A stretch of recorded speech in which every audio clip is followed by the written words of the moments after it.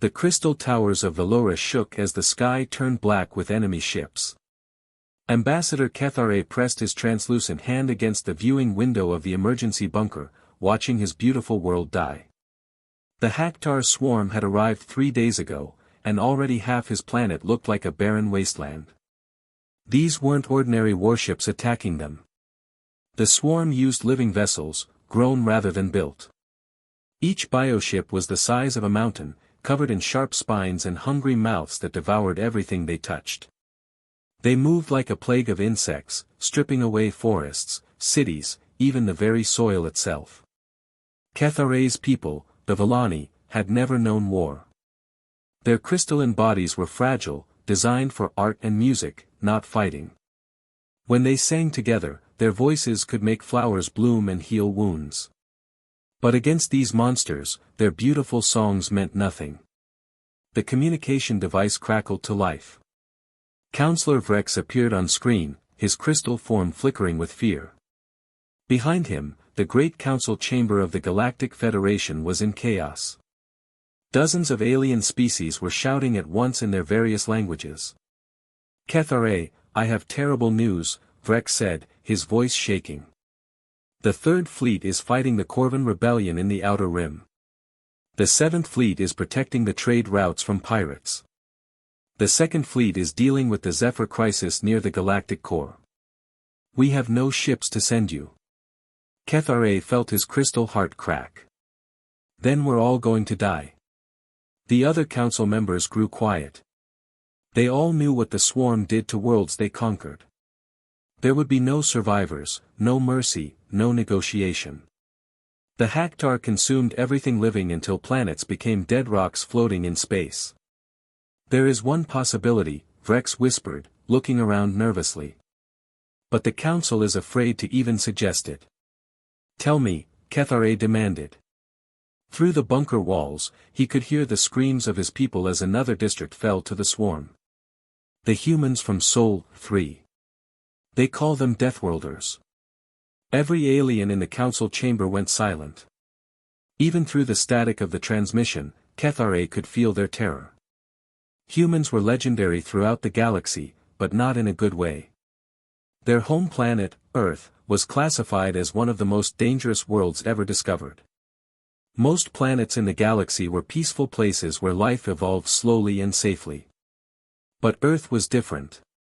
Everything there tried to kill everything else. The weather could freeze you solid or burn you alive. The ground shook without warning. Poisonous creatures lurked everywhere. Even the plants were dangerous. And the humans had not just survived this nightmare world, they had thrived on it.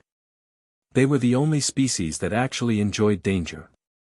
While other races avoided conflict, humans seemed to seek it out.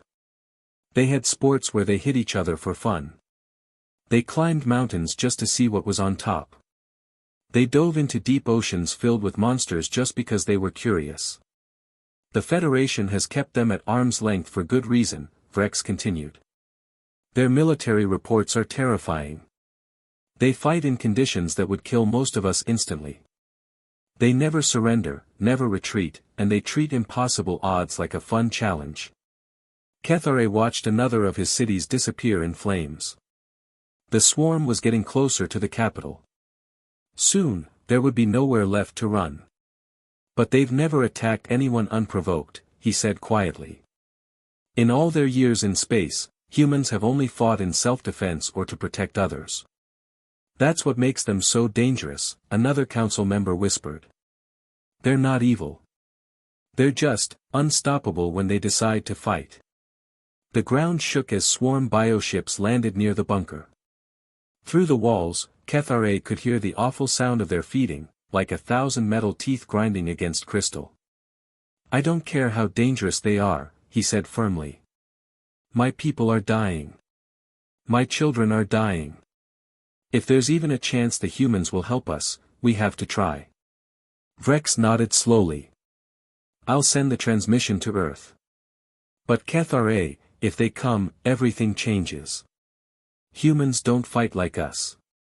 They don't follow our rules of war. They'll turn your system into a battlefield. It's already a battlefield, Kethare replied, watching another crystal spire crumble. The only question is whether anyone will be left alive when it ends. The transmission cut out, leaving Kethare alone with his thoughts and the growing sounds of destruction outside. He closed his eyes and sang a quiet song, the way his people always did when they were afraid. It was a simple melody about hope surviving in the darkest places. Somewhere across the galaxy, a message was racing toward a small blue planet where the most dangerous beings in the universe were just going about their daily lives, completely unaware that soon they would be called upon to do what they did best. Fight for those who couldn't fight for themselves. Admiral Jake Morrison was drinking his morning coffee when the message arrived. The bridge of the UES Defiance hummed with quiet activity as the night shift prepared to hand over duties to the day crew. Morrison had commanded this ship for 8 years, and he knew every sound it made, every vibration in its hull. But when Communications Officer Riley Chen looked up from her station with wide eyes, Morrison knew something big was happening. "Sir, we're receiving a priority transmission from the Galactic Council. It's marked as an emergency distress call." Morrison set down his coffee mug and walked over to the main display. The message was short but desperate. An entire star system was under attack by something called the Haktar Swarm. Billions of innocent people were dying. The Council's own fleets were tied up in other conflicts. They needed help. They were asking humanity to save them. Captain Tommy Bradley, Morrison's second-in-command, read over his shoulder. "Well, that's interesting. First time the Council has ever asked us for anything except to stay away from their fancy diplomatic parties." Morrison nodded grimly. For 15 years, humanity had been part of the galactic community, but they'd always been treated like the dangerous relatives nobody wanted to invite to dinner. Other species were polite but distant, clearly afraid of what humans might do if provoked. "Chen, get me Admiral Peterson at Fleet Command. Priority channel." The hologram flickered to life, showing the grizzled face of Admiral Peterson back on Earth. He was in his office, but Morrison could see staff members rushing around in the background. "Jake, I'm guessing you got the same message we did," Peterson said without preamble. "Yes, sir." "What's the word from command?" Peterson leaned back in his chair. "The president called an emergency meeting an hour ago. Took them exactly 12 minutes to reach a decision. We're going." Morrison wasn't surprised. This was how humans worked. While other species formed committees and held debates that could last for months, humans made quick decisions and acted on them. It had gotten them in trouble before, but it had also saved their lives more times than anyone could count. "What's our deployment?" "Everything we can spare. 6th Fleet launches immediately, 8th and 12th follow in 6 hours. That's 327 ships and 52,000 Marines. You're in overall command." Morrison felt the weight of responsibility settle on his shoulders. Over 50,000 human lives, plus however many alien civilians they were going to try to save. But this was what they trained for. "Understood, sir. We'll bring them home." "Jake," Peterson's voice softened slightly. "The aliens don't know what they're asking for. They've never seen humans fight a real war. This is going to change everything." Morrison knew what he meant. Galactic warfare was typically a polite affair, with rules and protocols that limited casualties. Ships would exchange fire at long range, surrender when damaged, and treat prisoners well. It was almost civilized. Human warfare was nothing like that. Humans had learned to fight on a world that was constantly trying to kill them. They didn't surrender when things got tough, they got creative. They didn't follow rules when lives were at stake, they did whatever it took to win. "Sir, permission to speak freely?" "Go ahead." Maybe it's time they learned what humans are really like. Peterson smiled grimly. "Agreed. Good hunting, Admiral." The transmission ended, and Morrison turned to address his crew. All around the bridge, men and women were already working with quiet efficiency, preparing for what was to come. "All hands, this is the Admiral. We've just received orders to deploy to the Kepler system. An alien species called the Volani is under attack by something called the Haktar Swarm. Intelligence reports indicate complete genocide is the enemy's goal. He paused, looking around at the faces of his crew. These people had served with him through border skirmishes and pirate raids, but never anything like this. I won't lie to you. This is going to be the biggest fight any of us have ever seen. We're going up against an enemy that's already destroyed 2 worlds and is working on a 3rd. The odds are not in our favor. Chief Petty Officer Maria Santos, who had served with Morrison for 6 years, looked up from her station. With respect, sir, since when do we care about odds? A ripple of quiet laughter ran through the bridge crew. It was true. Humans had a reputation for doing the impossible when they had to. Santos is right. We've never backed down from a fight when innocent people needed help, and we're not starting now. 2 hours later, Ambassador Kethare materialized on the bridge via quantum teleporter. The Volani diplomat looked exhausted and desperate, his crystalline form flickering with stress patterns Morrison had learned to recognize. Admiral Morrison, I cannot express our gratitude. When will your forces be ready to depart? Morrison checked his display. 6th Fleet is jumping in 20 minutes. The other 2 fleets follow in 4 hours. Kethare stared at him in shock. But surely you need time to debate this decision. To negotiate terms. To discuss payment for your services. Morrison looked at the alien with genuine confusion. Payment? Ambassador, your people are dying. What kind of monsters do you think we are? I don't understand. Every species in the galaxy requires extensive negotiations before military deployment. Territorial concessions, trade agreements, mining rights. Captain Bradley spoke up. Ambassador, let me explain something about humans. When someone calls for help, we don't ask what's in it for us. We ask how fast we can get there. As if to emphasize his point, the ship shuddered slightly as the jump drives powered up. Through the viewports, other human vessels could be seen making their final preparations. But why? Kethare whispered. You barely know us. We have nothing to offer you that you cannot take by force. Morrison put his hand on the alien's shoulder, careful not to apply too much pressure to the fragile crystalline structure. Ambassador, that's exactly why we're doing this. Because you can't defend yourselves, and somebody has to. The jump alarm sounded throughout the ship. In minutes, they would be traveling faster than light toward a battle that would determine the fate of an entire species. Morrison took one last look at Earth's sun through the viewport, then turned toward the stars where people were dying and waiting for help that was finally coming. Take us out, Navigator. Time to show the galaxy what humans do best. The moment Admiral Morrison's fleet dropped out of hyperspace, every human on every ship went dead silent. What they saw through their viewports wasn't a war zone. It was a graveyard. 2 entire planets hung lifeless in the void, their once blue surfaces now gray and barren. The Haktar swarm had stripped away everything, from the smallest blade of grass to the mightiest mountain ranges. What remained looked like giant skulls floating in space, empty and hollow. Jesus Christ, whispered Navigator Williams from his station. They ate everything. Around the dead worlds, the swarm moved in formation. Their bioships were unlike anything in human military databases.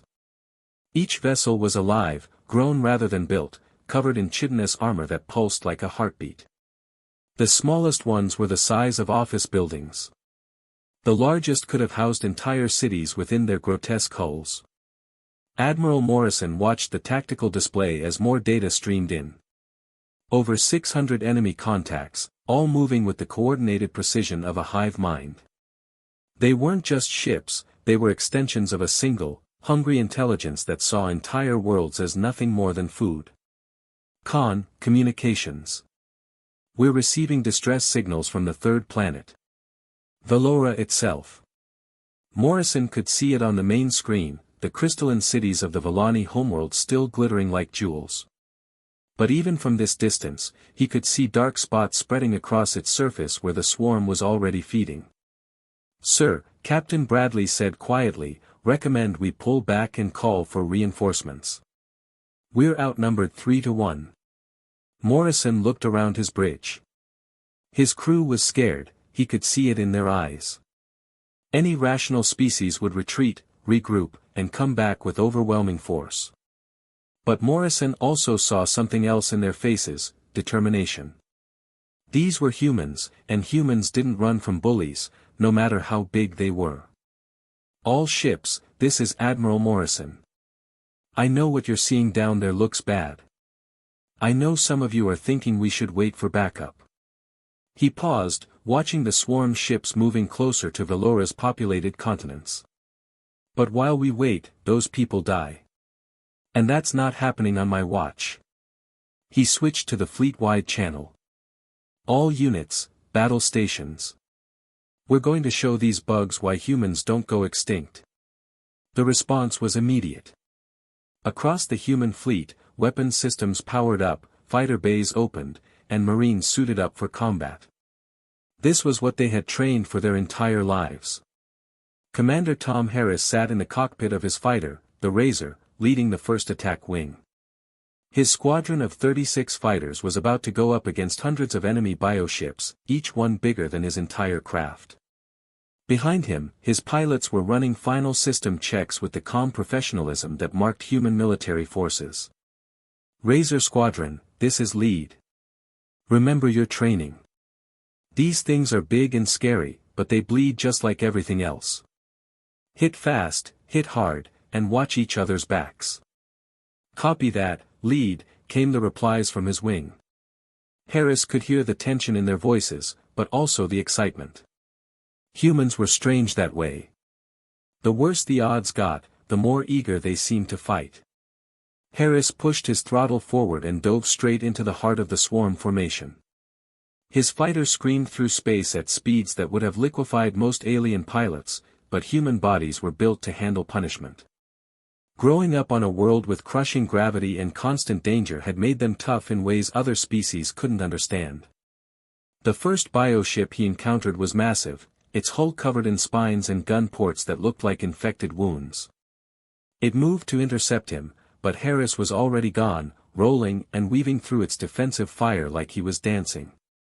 His plasma cannons found weak spots in its armor, punching holes that leaked strange, glowing fluid into space. Behind him, the rest of Razor Squadron spread out, each pilot finding their own targets. The swarm ships were powerful but slow, evolved to overwhelm defenseless prey, not to dogfight with nimble human fighters. Meanwhile, deep in the belly of the UES Defiance, Sergeant Bobby Cole was suiting up for what might be the most dangerous mission of his career. His Marines were preparing for boarding actions against the swarm bioships, something that would have been considered suicide by any other military in the galaxy. "Listen up, Marines," Cole shouted over the noise of his troops checking their weapons. "These things are alive, which means they can die. Our job is to get inside, plant the charges, and get out before they figure out what hit them." Private Johnson, barely 20 years old and on his first deployment, raised his hand. "Sarge, what if we can't get out?" Cole looked at the kid with the expression of a man who had seen too much combat. "Then we make sure the charges go off anyway. That's what Marines do." It should have been a terrifying prospect, boarding alien vessels filled with unknown dangers in the vacuum of space. But as Cole looked around at his troops, he saw the same expression on every face, grim determination mixed with the kind of crazy courage that only humans seem to possess. The first wave of human fighters hit the swarm formation like a hammer blow. Plasma cannons and missile salvos tore into bioarmor that had never faced weapons designed on a death world. The swarm ships tried to respond, but their movements were sluggish compared to the lightning-fast human craft. For the first time in their species' history, the Haktar swarm faced an enemy that wasn't running away. Instead, these strange creatures from the blue world were diving toward them with weapons blazing, as if mortal danger was just another day at the office. The battle for Velora had begun, and the galaxy was about to learn what happened when you threatened someone under human protection. In space, nobody could hear you scream. But somehow, the swarm was learning what fear felt like. The battle for Valora stretched into its third day, and space around the system looked like a junkyard. Broken pieces of both human and swarm ships drifted in the darkness, some still burning, others going cold and silent. The humans had hurt the enemy badly, but they were paying a terrible price for every victory. Captain Mike Turner stood on the bridge of his destroyer, the Relentless, watching his tactical display with growing concern. His ship had taken heavy damage in the previous day's fighting. Half his weapons were offline, his shields were failing, and he was down to 60% of his crew. But none of that mattered when he saw what was happening near Valora's third moon. "Captain, I'm reading a massive swarm formation moving to intercept the refugee convoy," his tactical officer reported. 15 bioships, including one of their hive vessels. Turner looked at the display and felt his heart sink. The convoy was made up of fragile Volani transport ships, packed with civilians fleeing the dying cities below. They had no weapons, no shields, and nowhere to run. The fastest ships in the convoy could barely manage 1/10 the speed of the approaching swarm vessels. "What's our intercept time?" Turner asked. "At best speed, 23 minutes. The swarm will reach them in 18. Turner looked around his bridge at the faces of his crew. They were exhausted, wounded, and outnumbered. Any reasonable commander would call for support, try to organize a proper rescue mission. But there wasn't time for reasonable. "Helm, set course for the convoy. Maximum burn." His navigator, a young woman named Petty Officer Davis, looked up from her station. "Sir, at that speed, with our damaged engines, we won't be able to stop. It'll be a collision course." Turner nodded grimly. "That's the idea. All hands, this is the captain. We're going to ram that hive ship. It's been an honor serving with you all." As the Relentless accelerated toward its final battle, something remarkable happened. From throughout the ship came the sound of singing. It started with the engine room crew, then spread to the gun decks, the medical bay, and finally the bridge itself. It was an old song, one that human sailors had sung for centuries when facing impossible odds. The swarm hive ship was massive, easily 10 times the size of Turner's destroyer. Its bioarmor was thick enough to shrug off most weapons, and its internal structure was designed to survive almost any attack. But it had never been hit by a human warship traveling at 20% the speed of light. The Relentless struck the hive ship amidships, and both vessels disappeared in a flash of light that could be seen from orbit. When the explosion faded, nothing remained but expanding clouds of debris. But the convoy escaped, carrying 8,000 Volani civilians to safety. Meanwhile, on the surface of Valora itself, Major Kate Wilson was leading her Marines through hell. They had volunteered to board a swarm nest ship that had landed near the capital city, intending to plant nuclear charges in its core. The interior of the ship was like something from a nightmare. The walls were alive, covered in a slick membrane that oozed acidic fluid. The air was toxic to human lungs, forcing the Marines to rely on their suit recyclers. Strange creatures scuttled through the corridors, part of the ship's immune system, attacking anything that didn't belong. "Stay close and watch your step," Wilson commanded over the comm. "These things are like antibodies. They know we don't belong here." Her team moved through the pulsing corridors with the careful precision of people who knew they might die at any moment. Several Marines had already fallen to the ship's defenses, dissolved by acid or torn apart by the guardian creatures. But Wilson kept pushing forward, driven by the knowledge that every minute they delayed meant more Volani died outside. The breakthrough came from an unexpected source. Lieutenant Dan Foster, a young engineer attached to the expedition, had been working with a group of Volani scientists in a makeshift laboratory. The crystalline beings were desperately trying to find some way to help defend their world, but their peaceful nature had left them with no knowledge of weapons or warfare. "Wait," Foster said, looking up from a set of harmonic calculations. "Your people use sound frequencies to communicate, right? And to shape your crystal structures?" The lead Villani scientist, an elderly being named Toreth, nodded sadly. Yes, but such things cannot harm the invaders. Foster grinned, the kind of expression that meant a human had just figured out how to turn something harmless into a weapon. Maybe not the way you use them. But what if we amplify the frequency and focus it? Working together, they discovered that certain harmonic patterns could resonate with the chitin armor of the swarm creatures, causing it to vibrate until it cracked and shattered.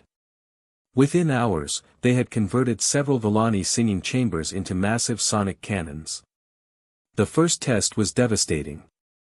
A swarm warrior that had been shrugging off human bullets simply fell apart when hit by the harmonic beam, its armor crumbling like glass. But the moment that truly turned the war came when the swarm made a tactical mistake. They had learned to fear human warships and fighters, so they tried a different approach. A group of bioships surrounded a crippled evacuation vessel carrying 3,000 Villani children, thinking the humans wouldn't risk civilian casualties. They were wrong. Commander Amy Jackson received the distress call aboard her heavy cruiser, the Prometheus.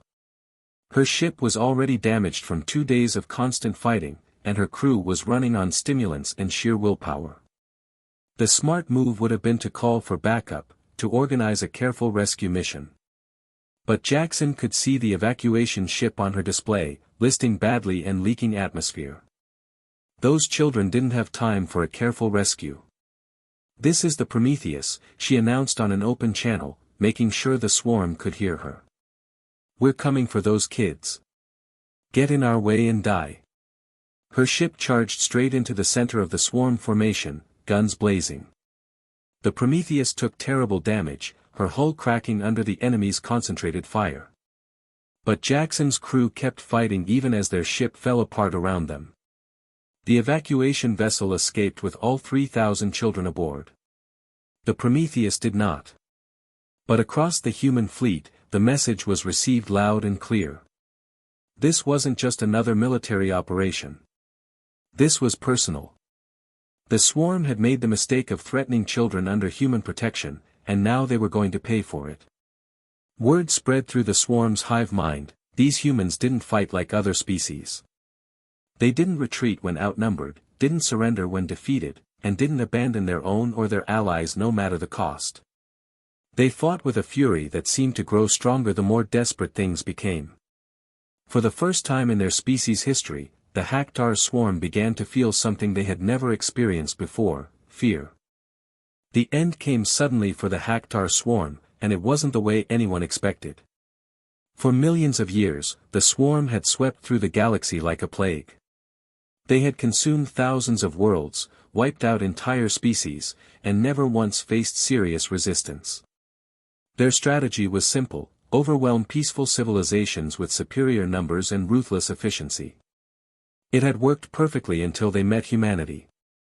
On the 5th day of the battle, something changed in the swarm's behavior. Their attacks became less coordinated, their formations more scattered.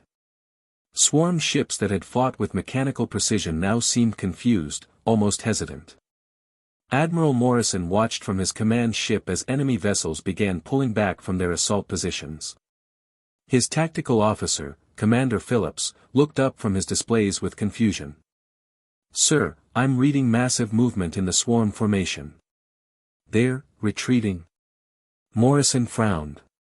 The swarm didn't retreat.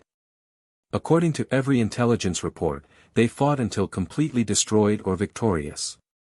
This was something new. "What's our casualty assessment?" Morrison asked. "We've lost 47 ships and about 12,000 personnel," Phillips reported. "But sir, we estimate swarm losses at over 80% of their original force." The numbers told the story. In 5 days of continuous combat, humanity had torn the heart out of what was supposed to be an unstoppable enemy. But it wasn't just the ship losses that broke the swarm. It was the psychological impact of fighting an enemy that simply refused to quit. The swarm had evolved to prey on peaceful species who would surrender when faced with overwhelming force. They had never encountered beings who fought harder when things looked hopeless. Every time the humans seemed beaten, they would find some new way to hurt their enemies. Ship captains rammed biovessels rather than surrender. Marines fought hand-to-hand in toxic environments that should have killed them instantly. Pilots flew damaged fighters on suicide runs, singing war songs as they died. It was this last part that truly terrified the swarm. The humans seemed to welcome death if it meant protecting others. For a species that valued survival above all else, this was incomprehensible. The final blow came when the remaining swarm ships tried to retreat to deep space. Human pursuit squadrons, led by Captain Roy Barnes, followed them all the way to the edge of the system. The message was clear: if you threaten people under human protection, there is nowhere you can hide. 3 weeks later, the battle zone had been cleared and the rebuilding process had begun. Volani refugees were returning to their homeworld, helped by human engineering teams who worked around the clock to restore damaged cities. The crystalline beings were amazed by human efficiency. While other galactic species would have formed committees to study the reconstruction process, humans simply showed up with tools and got to work. Ambassador Kethare found Admiral Morrison standing on an observation deck of the human flagship, looking out at Velora as it slowly came back to life. The planet's crystal cities were beginning to glow again, their lights reflecting off the hulls of patrolling human warships. "Admiral," Kethare said softly, his crystalline voice carrying the harmonic undertones of deep gratitude. "I must ask you something that has been troubling me since this began." Morrison turned to face the alien diplomat. The Admiral looked tired but satisfied, like a man who had done a difficult job well. "Why did you do this?" Kethare continued. "Your people barely knew us. We had never traded with Earth, never formed any political alliance. You asked for no payment, no territory, no concessions of any kind. You simply came when we called for help and bled for strangers. I have studied galactic history for 3 centuries, and I have never seen anything like it." Morrison was quiet for a long moment, looking back out at the stars where human patrol ships moved in slow, protective orbits. "Ambassador, let me tell you something about humans. We come from a world that tried to kill us every single day.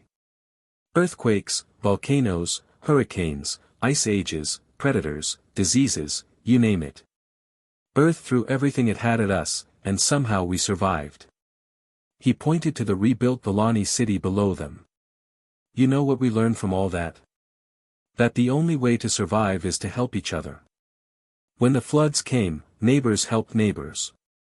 When the predators attacked, the tribe fought together. When children were in danger, adults died to protect them. It's built into who we are." Kethare listened carefully, trying to understand this strange philosophy that had saved his people.